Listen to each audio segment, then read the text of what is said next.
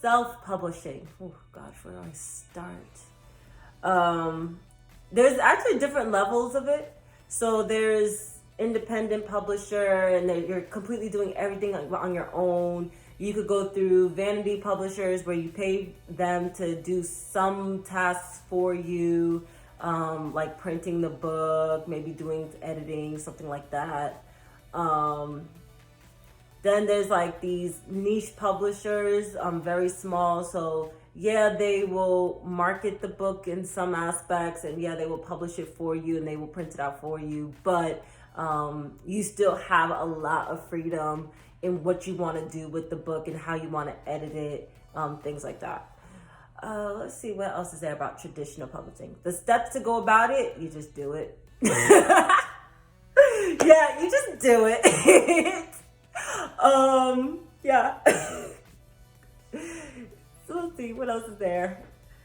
There's plenty of ways to go about it. I mean, I have a whole segment of how I wrote Spring Dreams. So to really go through the list again, I'm sorry, my brain is too drained for that. But in terms of the general steps, you know, you write your manuscripts, you get it tested in terms of beta testers, beta readers. I would still, even if you know you're going through traditional publishing, I would still even go through the agent route, because some agents, even if they reject your book, they will give like helpful feedback. And if some agents accept it, now you have an idea of how you should approach the book for a bigger audience.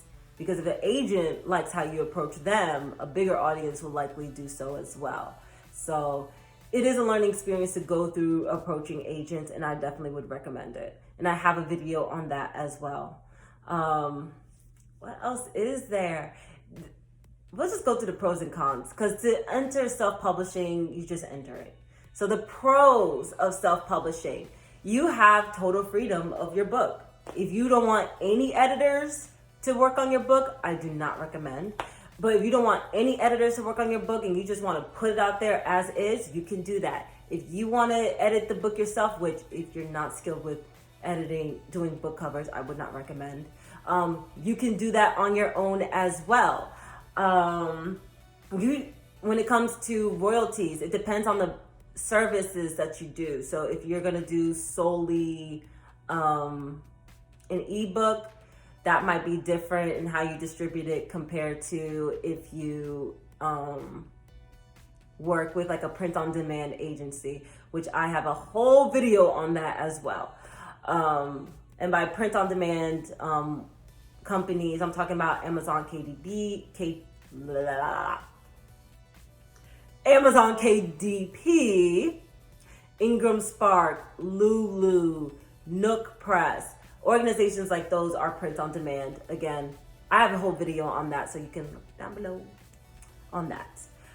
What else is there? Yeah, pros is that freedom, and that means a lot. And being able to be in control of where you sell it, how you sell it, the royalties that you would get from it, depending again on the company that you work for, or if you want to print it and sell it yourself.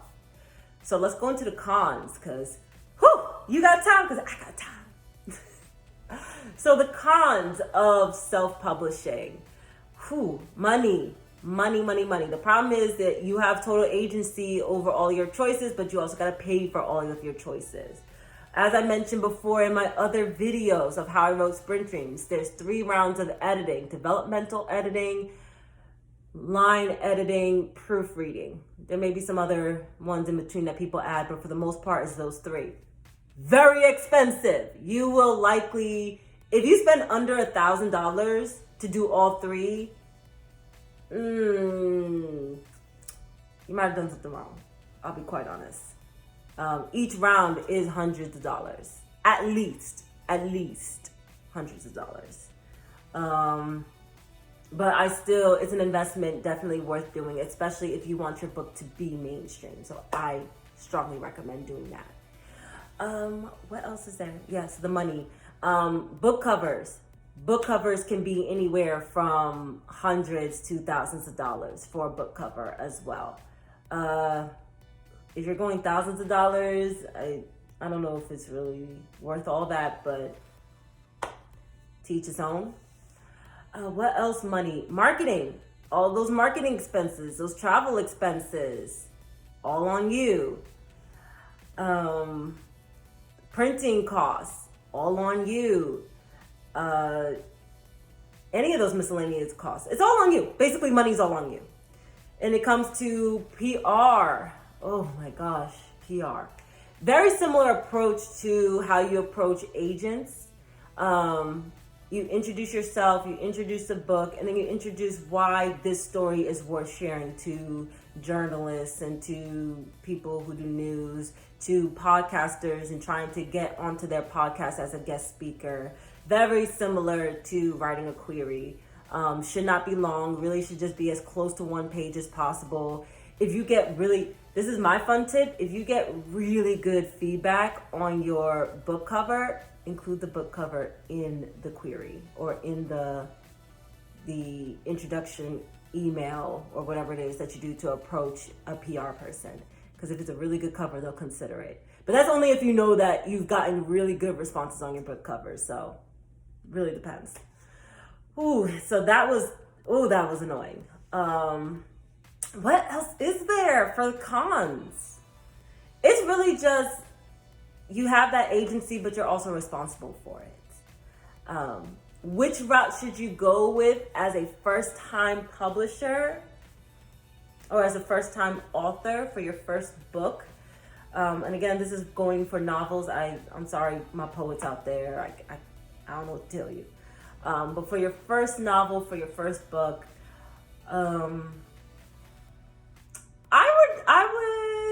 it depends, honestly. It is a great way to get your foot in the door, and it is a nice validation if you go that traditional publishing route and you make it through all the rounds.